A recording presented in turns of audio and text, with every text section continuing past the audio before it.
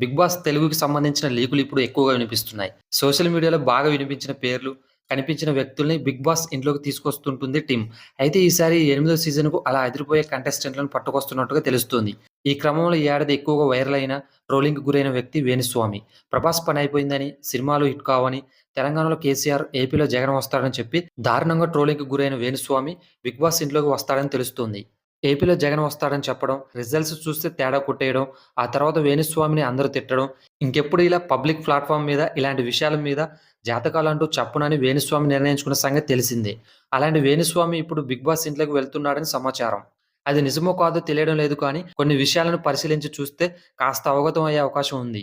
వేణుస్వామి ఒకవేళ బయట ఉంటే పూజలు, యాగాలు, హోమాలు అంటూ లక్షల్లో సంపాదించుకుంటూ ఉంటాడు. ఒకవేళ బిగ్ బాస్ ఇంటికి వెళ్తే ఎన్ని వారాలుంటాడో తెలియదు. బయటి ఆదాయం కన్నా లోపల ఆదాయం ఎక్కువగా ఉంటేనే వేణుస్వామి వెళ్తాడని అర్థమవుతోంది. వేణుస్వామికి ఈసారి అందరికంటే హైయెస్ట్ రెమ్యూనరేషన్ ఇచ్చి మరీ తీసుకుంటారని తెలుస్తోంది. ఒకవేళ వేణుస్వామి లోపలికి వెళ్తే ఏం చేస్తాడు? వీకెండ్‌లో నాగార్జున చెప్పాల్సిన మాటలు, తీసుకోవాల్సిన క్లాసులు వేణుస్వామి తీసుకుంటాడా? అందరికీ జాతకాలు చెప్పి ఎవరు విన్ అవుతారో ముందే ఊహించి చెబుతాడా? అన్నది చూడాలి. అసలే ఈసారి బిగ్ బాస్ ఇంట్లోకి కుమారి ఆంటీ, బర్రెలెక్క వంటి వారు కూడా వస్తారని తెలుస్తుంది.